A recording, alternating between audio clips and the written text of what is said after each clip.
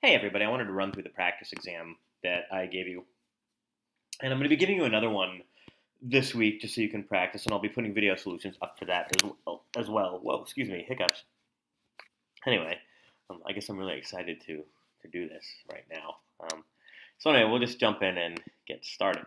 So question number one, and just to kind of let you know about the format, I was absolutely serious about this being one of the possible real exams I could have given you, and it just turned out that by luck of the draw, this happened to be one of the practice ones. So I've got four identical, one of these sitting at home, and you're going to be getting another copy of a different exam just to work on, and you're going to choose five problems of the six that I've given you, and I'll grade your best five.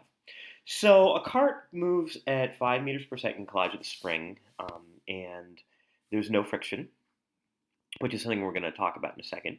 And so we want to begin with the energy bar graph. I don't know why I said energy flow diagram. We're just going to skip that part. So some things you should know. If you have V greater than 0, you automatically have kinetic energy. If you have H greater than 0, you have gravitational energy. Just remember EK is kinetic energy, that's the energy of moving. Having a height bigger than 0 means that you have gravitational energy. And you never have dissipated energy in the beginning. They call it ETH. I'm going to call it EDIS here in the graph. And then the other thing here is if they tell you no friction, that means there's no E dissipated energy ever. So starting with all of this, let's actually go ahead and put together the bar graph for this problem. So I start off with all kinetic energy because I'm on the ground. So that means I don't have any EG. And at this point here, my spring hasn't even been compressed or touched, so I have no elastic energy. Then in position B, I've come to a dead stop, so there's no kinetic. I'm still on the ground, and I have no elevation, so I'm not on any kind of hill. And all of my energy then, since I've told there's no friction, there's no dissipated, so the only place that my energy can actually go is into elastic energy. Now, when I say qualitative energy conservation equation, what I'm saying here is take your bar graphs and set them equal. That's what that means. And so let's go ahead and do that now. So I'm going to get that EK equals EG. Interestingly, what I then ask you to do is determine the maximum compression of the spring. And when I do that on the exam, what that means is you're going to take the equation from part B and use it to solve part C by going to the formulas here and finding the appropriate energy formula. So since we were dealing with EK, we have this little dude, and E elastic, we're going to have this little dude. And notice something else. If you're wondering, well, hey, what do they mean by the compression of the maximum compression of the spring? Just notice something. I label what each of the letters means, so don't always panic. See if you can figure out what I'm going for by looking at this list of letters here. Okay, that may reveal more to you than you think. So now I'm going to actually use the formula from B by plugging in all the letters. And I'm sorry, that's not EG. That should be E elastic because we're compressing a spring. So that's 1/2 kx squared. And now what I can do is I'm going to go ahead and plug in all the numbers that are given here. So you notice I've got my V, I've got my M, I've got my K. So this left side is basically position A. And this right side here is at position B. And so let's go ahead and plug that in. So I'm going to have 1/2 times my mass of my mass, which is 8. My speed is 5, and I square that. All of that's taken from here. And that's going to equal 1/2 times 50, which is the K given right here, times x squared. Now, I'm just going to tell you right now, when you do the math, and I'll let you simplify this, you're going to get that x equals 2 meters when you simplify it. Okay? Now, we're going to change this up a little bit.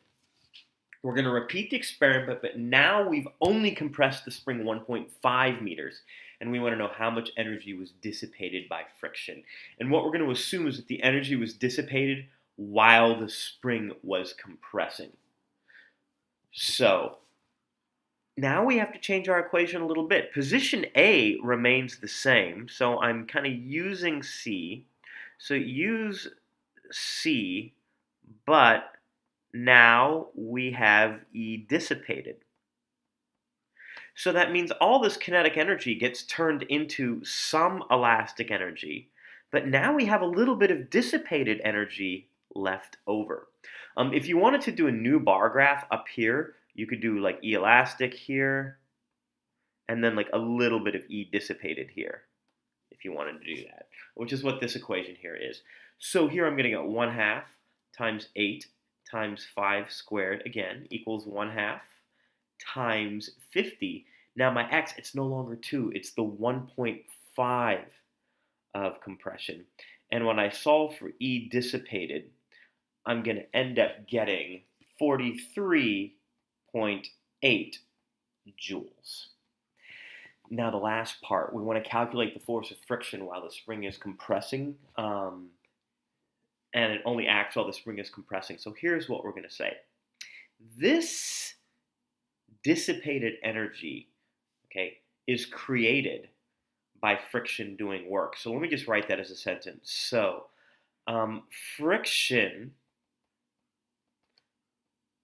does work to make dissipated energy.